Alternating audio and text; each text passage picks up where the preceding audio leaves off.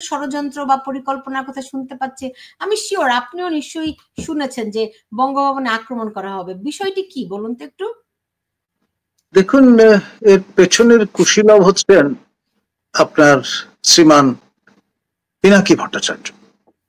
ইউরোপের cultural capital বলে পরিচিত ফ্রান্সের রাজধানী প্যারিসে বসে দীর্ঘদিন ধরে তিনি ছড়ি ঘোরাচ্ছেন।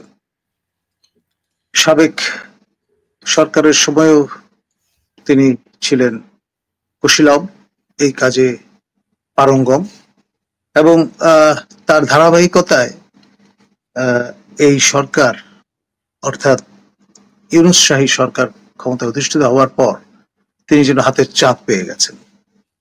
যাকে তাকে ধমক দিচ্ছেন, যাকে তাকে হুমকি দিচ্ছেন। যেমন গতকাল তিনি আমার প্রাণ নাশের হুমকি দিয়েছেন। আপনাকে হত্যার হুমকি দেওয়া হয়েছে। হ্যাঁ, আমাকে তারপরে হুমকি দিয়েছেন তিনি মতিউর রহমানকে, প্রথম আলো সম্পাদক, তারপর ডেইলি স্টার সম্পাদক মাহফুজ আনাবও তার তালিকায় আছেন। এখন তিনি কাউকে গোনায় ধরছেন না। তার ভাষায় যাদের যাদের কুরকুরানি আছে কোট আনকোট, তাদেরই তিনি টার্গেট করবেন, আপনার ইন্টিমিডেট করবেন, প্রভোগ করবেন এবং এক হাত দেখে নেবেন। এবং আমাদের মতো লোকজনের জন্য তিনি অস্ত্র ব্যবহারের হুমকি দিয়ে আবার বলছেন যে আমরা গুলি খরচ করবার মতো গুরুত্বপূর্ণ ব্যক্তি নই, এমনটিও বলছেন। তারপরে জেলখানার অধীশ্বর তিনি, কাকে কোন প্যানাল করে কিভাবে ঘায়েল করতে হবে তার জানা আছে, কোন থেরাপি দেবেন জেলখানায় নিয়ে সেটাও তিনি প্যারিস থেকে নির্ধারণ করে দেবেন। এখন অসমর্থিত সূত্রে যেটি জানা গেছে যে তিনি শ্রুতি নির্দেশনা দিয়েছেন তার সহযোদ্ধা শফিক মহোদয়কে। শফিক মহোদয় প্রধান উপদেষ্টার কার্যালয়ের বরাত দিয়ে শ্রুতি নির্দেশনা পাঠিয়েছেন দুদক কার্যালয়। দুদক নড়চড়ে বসেছে এবং আপনার আনপ্রেসিডেন্টেড ভাবে হঠাৎ করে একটা ঘোষণা দিয়ে জানান দিয়েছে যে আবু সাইদের স্মৃতিধন্য বেগম রোকেয়া বিশ্ববিদ্যালয়ের 2 উপাচার্যের বিরুদ্ধে মামলা শুরু করবার। আপনার প্রফেসর ডক্টর নুরুন নবী 3য় উপাচার্য এবং প্রফেসর ডক্টর কলিমুল্লাহ 4র্থ উপাচার্য, সঙ্গে সেখানে বিশেষ উন্নয়ন প্রকল্পের কাজে নিয়োজিত এক্সিকিউটিভ ইঞ্জিনিয়ার ছিলেন, যাকে আমরা বরখাস্ত করেছিলাম তার আমাদের সময়, জনাব জাহাঙ্গীর, এবং 2 জন ঠিকাদার জনাব সালাম এবং হাবিব। এবং তারা যেটি বলবার চেষ্টা করছেন যে বিষয়টা নিয়ে আমরা দীপুমণির সঙ্গে বিবাদে জড়িয়েছিলাম এবং যে কারণে দীপুমণি আপনার আমাদের সেই প্রকল্পের বরাদ্দ বন্ধ করে দিয়েছিলেন এবং তখন হাতে মাত্র অবশিষ্ট ছিল 18 কোটি টাকা। পুরো টাকাটাই আমরা এই পরিস্থিতিতে বাংলাদেশ ব্যাংকের ট্রেজারিতে জমা দিয়ে দিয়েছিলাম। আর যে বেশ কয়েকবার দিয়েছেন চলমান যে কার্যক্রমগুলো ছিল সেগুলো চালিয়ে নেবার জন্য ঠিকাদারদ্বয় তাদের যে অতিরিক্ত জামানতের টাকা, জামানত 5% রাখতে হয়, তারা প্রায় 15% টাকা জমা রেখেছিলেন নবীর আমলে, সেটি কাজে লাগিয়ে কাজ চলমান রাখার জন্য আবেদন করায় আমাদের কমিটির পক্ষ থেকে আমরা তাদের সেই অনুমোদন দিয়েছিলাম। এই অন্যায়টা কেন করলাম, অর্থাৎ প্রতিষ্ঠানের স্বার্থে যেহেতু আমরা অবস্থান নিয়েছিলাম সেই বিষয়টা সূত্র ধরে আপনার যে পরিস্থিতি সেটার সুযোগ পিনাকি মহোদয় নেয়ার সর্বাত্মক প্রয়াস পেয়েছেন। তার লেসপেন্সার লেফটেন্যান্ট কর্নেল পার্সন নন গ্রাটা বলে আখ্যায়িত মুস্তাফিজ মহোদয়কে দিয়ে দুর্নীতির যত বান আছে সবগুলো আমাদের ঘাড়ে তাক করে ফেলবার চেষ্টা করছেন এবং অহর্নিশি এই ক্যাম্পেইন চালিয়ে যাচ্ছেন। মানে জোর করে দুর্নীতি বিপণনের যে চেষ্টা, এটি আমাদের পিনাকি ভট্টাচার্যের উৎসাহে অনুপ্রেরণায় সেটি চালু করা হয়েছে। এখন ধরুন একজন ব্যক্তি যিনি নিজেই প্রায় 200 শিশু হত্যার জন্য অভিযুক্ত এবং তার নামে মামলাও নাকি হয়েছে, সেই সময় তিনি রীতিমতো দেশ ছেড়ে পালিয়ে গেছেন এবং রাজনৈতিক আশ্রয়ে আছেন ফ্রান্সের মতো একটি সুসভ্য দেশে। সেখান থেকে যদি এ সমস্ত আপনার জ্যাঠামি করেন তাহলে আমরা যাব কোথায়? দেশে ইউনূস শাহীর কারণে আইনের শাসন প্রায় লোপ পেয়েছে বলা যায়। Mobocracy is the rule. অনেকদিন ধরেই করে আসছে। এবং মজাটা হচ্ছে এই পিনাকি কিন্তু এই বঙ্গভবন হামলে পড়ার মূল উৎসাহদাতা। তিনি ইতিমধ্যে ঘোষণা করেছেন যে মহামান্য রাষ্ট্রপতি শাহাবুদ্দিন চুপ্পুকে সরিয়ে সেখানে তিনি মাননীয় সাবেক প্রধানমন্ত্রী আমাদের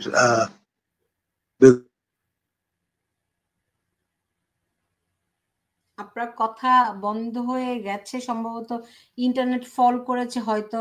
ডক্টর কলিমুল্লাহ, আমি আপনার সম্ভবত ইন্টারনেট সংযোগটি বিচ্ছিন্ন হয়েছে বা কোনো একটা ইন্টারাপ্টেড হয়েছে। আমি যেটা বলছিলাম, আমরা যেটা নিয়ে আলাপ করছিলাম, আসলে মূলত ডক্টর কলিমুল্লাহ জানেন যে আমার নিয়মিত অতিথি, তাকে পিনাকি ভট্টাচার্য যে ইউটিউবার, তিনি হুমকি দিয়েছেন, তাকে হত্যার হুমকি দিয়েছেন এবং আরো কয়েকজনকে হত্যার যে হুমকি দিয়েছেন, এটা খুবই আতঙ্কজনক। কারণ আপনারা জানেন তারা এই বিদেশে বসে পরিকল্পনা করে নির্দেশ দিয়ে 32 নম্বর ভাঙিয়েছে। বিভিন্ন সময় আমরা দেখি তারা যত রকম অরাজকতা নাশকতার ঘটনা ঘটছে, মব যেটি চলছে সেটির পরিকল্পনা, সেটির নির্দেশদাতা তারাই থাকছে বিভিন্ন সময়। ফলে এটি একটু আতঙ্কজনকই ঘটনা আমি বলবো।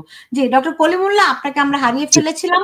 আমরা বলছিলাম যে আসলে ফ্রান্স থেকে ওই ইউটিউবার, যার নাম আমি আসলে মুখে নিতে চাই না, যেভাবে করে হুমকি দিচ্ছে, দিয়ে 32 পুরো জাতিকে তিনি কিন্তু জিম্মি করে ফেলেছেন ইতিমধ্যে। মজা হচ্ছে 32 নম্বরে যেই বাড়িতে ফ্রান্সের প্রেসিডেন্ট ম্যাক্রো এসে চা পান করেছিলেন এবং আপনার সুরের মূর্ছনায় ভেসে গিয়েছিলেন, সেই বাড়িটি পর্যন্ত এই পিনাকির নির্দেশে পুড়িয়ে দেয়া হয়েছে। এবং ওই বাড়ির যিনি থাকতেন, বসবাস করতেন, আপনার জলের গান বলে বিখ্যাত যেই আপনার গানের দলটি আছে, রাহুল রানা, তিনি একান্ত বাধ্য হয়ে নিরুপায় হয়ে জীবনের ঝুঁকি নিয়ে ফ্রান্সে তাকে গিয়ে রাজনৈতিক আশ্রয় নিতে হয়েছে। এখন যেই পিনাকি এই ঘটনাটি ঘটিয়েছেন, তিনি বহাল তবিয়তে কিন্তু ফ্রান্সে বসে দাপিয়ে বাংলাদেশ পরিচালনা করছেন। তার অদৃশ্য অঙ্গুলি হেলনে বাংলাদেশ উঠছে বসছে। আর আপনার সেখানে ম্যাক্রো, যার সুর শুনে মোহিত হয়েছিলেন, তাকে জানের ভয়ে আশ্রয় নিতে হয়েছে। একসঙ্গে যায় না। আমি আহ্বান জানাবো ফ্রান্স সরকারকে অবিলম্বে এই ব্যক্তিটি, যিনি নিয়মিত সবাইকে হুমকি দিয়ে বেড়াচ্ছেন এবং বাংলাদেশ শাসন করছেন ডিফ্যাক্টো সেন্সে, তাকে অবিলম্বে ফ্রান্স থেকে বাংলাদেশে পাঠিয়ে দেওয়া হোক। জি, বুঝতে পেরেছি। এমনিতে আমাকে যদি বলতেন যে বঙ্গভবন হামলার ব্যাপারে যে পরিকল্পনা যেটি ফাঁস হয়েছে গোয়েন্দা প্রতিবেদনের বরাত দিয়ে, এটির বিষয়টি কি? এটি মূল পরিকল্পনাকারী হচ্ছেন পিনাকি ভট্টাচার্য।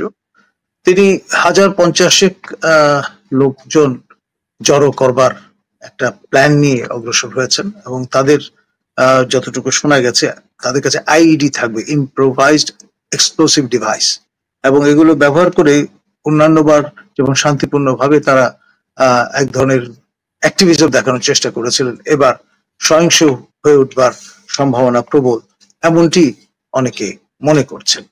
এবং এটি পিনাকির পক্ষে সম্ভব, কারণ হচ্ছে is a desperate person, he can do and undo anything.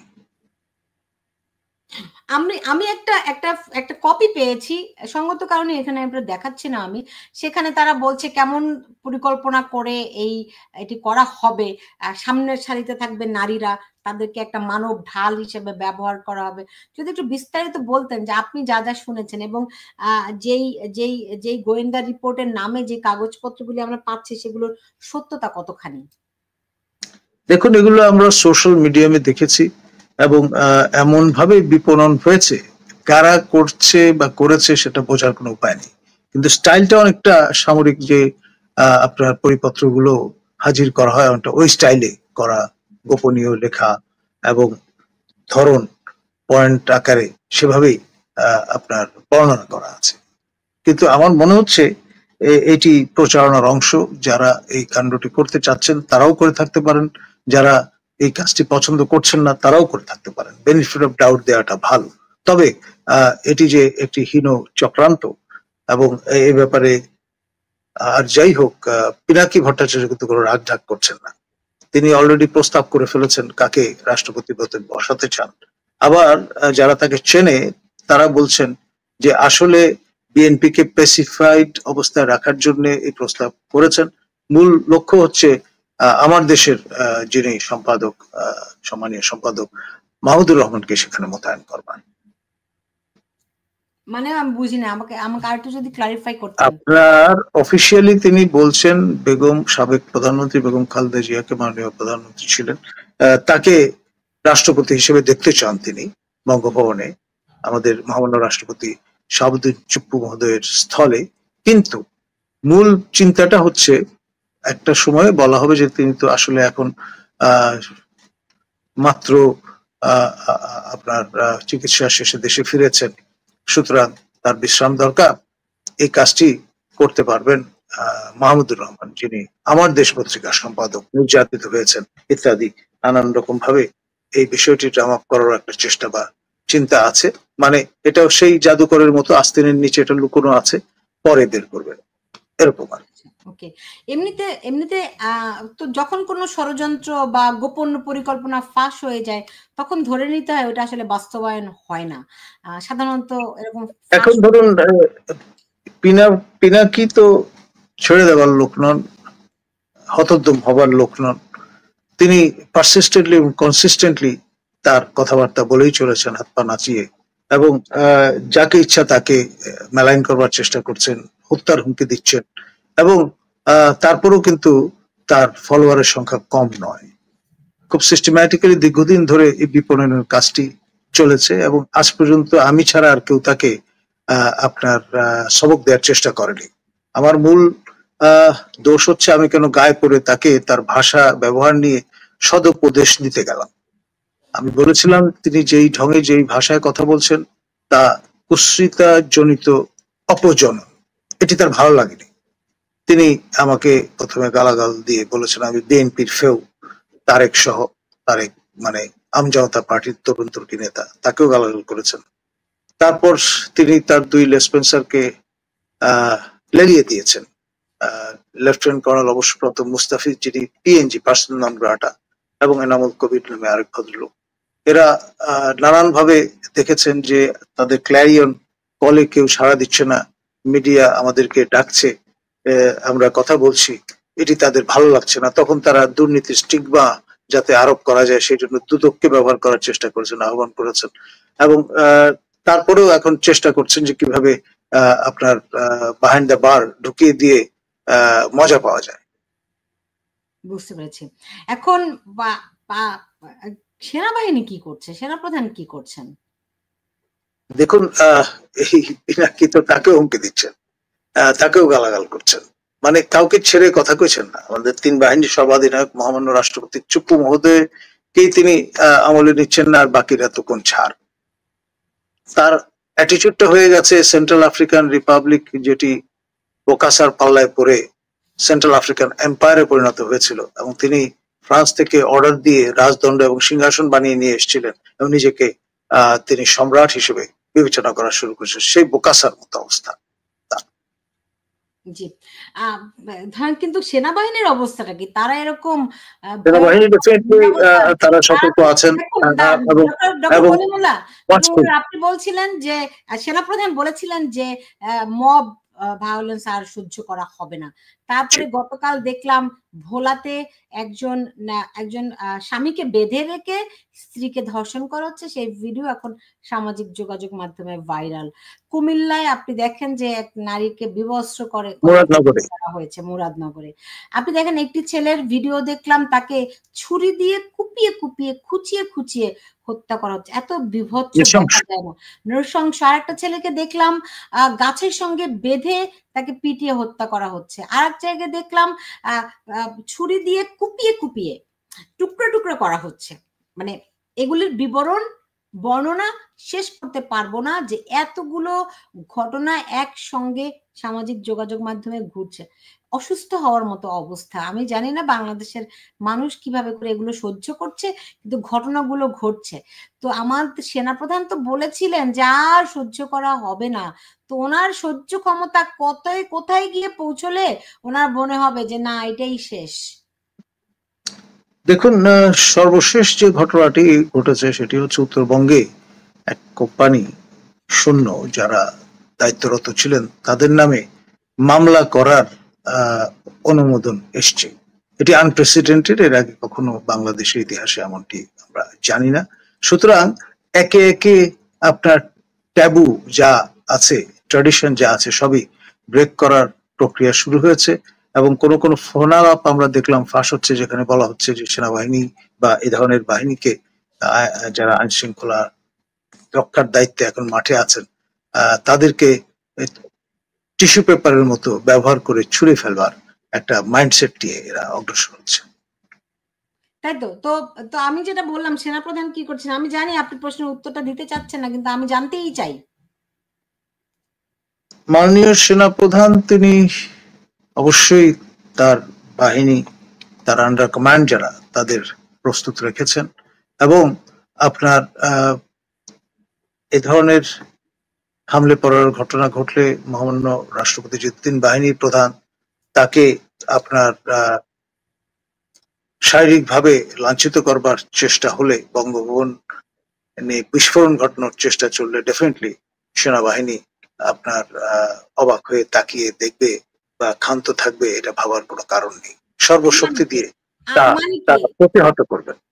মানে কি, সেনাপ্রধান তো ওই 5ই আগস্ট জাতির উদ্দেশ্যে ঘোষণা দিয়েছিলেন আপনারা আমার উপর আস্থা রাখতে পারেন। তারপরে তো আমরা দেখছি প্রতিদিন মানুষকে পিটিয়ে হত্যা করা হচ্ছে। আজকে নারীদের কোনো নিরাপত্তা নেই। বাংলাদেশ আজকে বিভৎস, বাংলাদেশ আজকে উলঙ্গ হয়ে পড়েছে। তো সেনাপ্রধান কি করছেন? দেখুন, আমাদের মাননীয় সেনাপ্রধান তিনি এবং তার বাহিনীর জনবলের সীমাবদ্ধতা আছে, এটা তো স্বীকার করতেই হবে। 17-18 কোটি লোকের মধ্যে কয় লক্ষ লোক ইউনিফর্ম অবস্থায় আছেন, তাই না? নতুন তথ্য দিচ্ছেন। এটা ল এন্ড অর্ডার একটা পারসেপশন। আপনার সেনাবাহিনীর উপস্থিতি একটা পারসেপশন, গুলি করার দরকার হয় না, এটা একটা পারসেপশন। তারা তো সেটা ভোতা হয়ে গেছে। কারণ হচ্ছে এই যে দিনের পর দিন আপনি ম্যাজিস্ট্রেসি ক্ষমতা দিয়ে পিপল ইন ইউনিফর্মকে পুলিশি দায়িত্ব দিয়ে বাইরে রেখেছেন। এখন পুলিশ তার যে বাহিনী হিসেবে মোরাল বা মনোবল ভেঙে পড়েছে, এটা তো স্বীকার করতেই হবে। এখন পুলিশের কাজ তো সেনাবাহিনী দিয়ে হবে না। ইন এইড টু সিভিল পাওয়ার তারা তাদের উপস্থিতি বজায় রাখছেন বলে এখন পর্যন্ত একটা ধামাচাপা অবস্থা চলছে। এবং আজকে তারা যদি প্রত্যাহার করে নিয়ে যান, নিজেদেরকে সেনা ব্যারাকে ফিরে যান, পুরো দেশ কলাপস করবে, এতে কোনো সন্দেহ নেই। আপনার আইনের শাসন যতটুকু ন্যূনতম অসুস্থতিও থাকবে। সেনাবাহিনীকে মাঠে রেখে পুতুলের মতো দাঁড় করিয়ে তিনি তো বাহিনীকেও ধ্বংস করছেন। এর দায় ডেফিনেটলি মাননীয় প্রধান উপদেষ্টার, কারণ তিনি প্রতিরক্ষা মন্ত্রণালয়ের দায়িত্বে নিয়োজিত। তাকে সহায়তা করার জন্য সেখানে যুক্ত হয়েছেন আমাদের মাননীয় নিরাপত্তা উপদেষ্টা খলিল রহমান। তারা কিন্তু দায় এড়াতে পারেন না। ডেফিনেটলি পলিসি ডিকটামটা তো তাদের কাছ থেকে আসছে।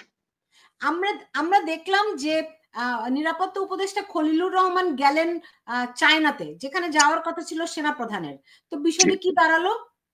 এখন অ্যাজ পার র্যাঙ্ক স্ট্যাটাস মন্ত্রী মর্যাদায় যিনি আসীন আছেন, তিনি প্রোটোকল ওয়াইজ উপরে, না যিনি আন্ডার কমান্ড হিসেবে থাকবার কথা তিনি উপরে।